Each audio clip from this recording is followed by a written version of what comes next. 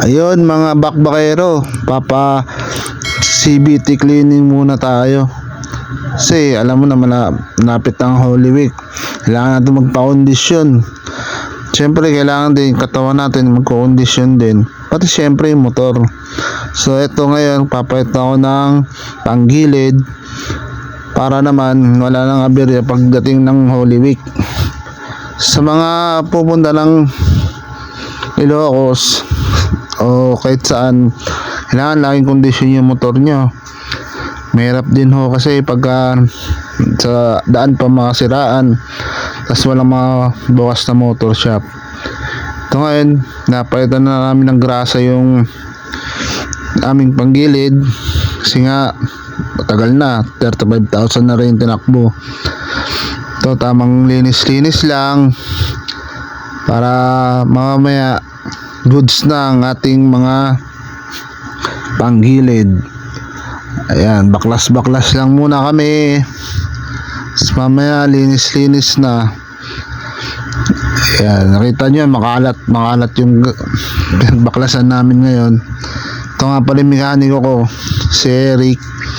Siya yung gumagawa lagi ng SYM ko, pati ADB ko ngayon. Yan, trusted ko na, matagal ko ng mekaniko yan. Kaya yun, siya yung pinag-aatiwalaan ko lagi sa panggilid ko. Yan, naglinis-linis muna, punas-punas. Ay, tumingin sa camera, nahihiya eh. Ayan, yun, nilagyan na namin ng grasa yung mga panggilid para goods na at wala nang abira sa daan. Ayan o, punas-punas lang para naman pagdating ng Holy Week, swabe na yung takbuhan natin. Tsaka wala nang aberya.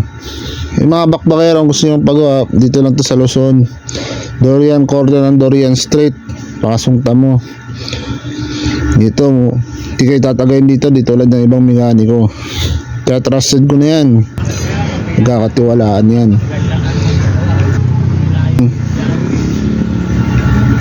Ayun, inaayos nyo na rin yung preno ko, palit na rin ako ng brake pad.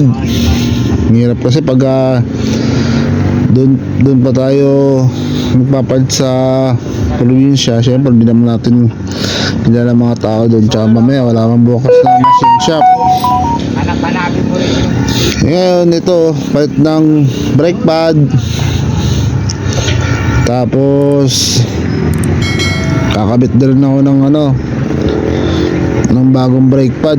Yung brake pad ko pala, makapal pa pala yan. Kaya nagpalit na rin ako para mahirap na ako baka sakali. Ayan, kakabit niya na yan. Ayun, nahiya sa camera eh, ay tumingin. Diretso na rin ako change oil, dagdag na rin ako ng ulan, tapos gear oil para isahan na, para kondisyon talaga. Ayun, nagpalit na kami ng brake fluid tsaka coolant, nalagay na rin ng coolant. Kailangan yan eh, kailangan natin ng siyempre yung mainit yung panahon, iwasan ma-overheat yung makina natin. Kaya yan din lang yung check yung coolant, kasi pag naubusan yan, mag-overheat yung makina, tendency na masira kasi nga naubusan na ng coolant. Yan, tamang kalikot lang para naman makakita nyo na paano tanggalin yung gaya ng coolant dito sa may radiator. So yan mga bakbakero, pagka biyahe kayong Holy Week, kailangan change, paayos nyo lagi yung motor nyo, laging kondisyon. Kahit sabihin nyo walang sira, syempre double check pa rin, mas mainam na meron kayong pampalit.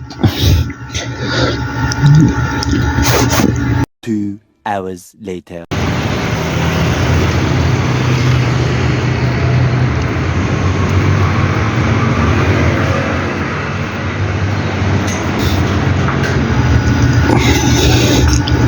Yun, dito sa Takara Tires.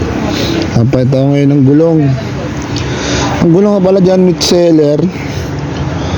Yung sa likod, 130 by 70 by 13. Yung sa harap naman, 110 by 80 by 14. Oh, mga bakbakero, ride chip sa ating lahat. Kita-kits sa Holy Week. Dito mo natapusin yung video. Maraming salamat, like, share, and support na lang kayo sa aking munting video. Peace out!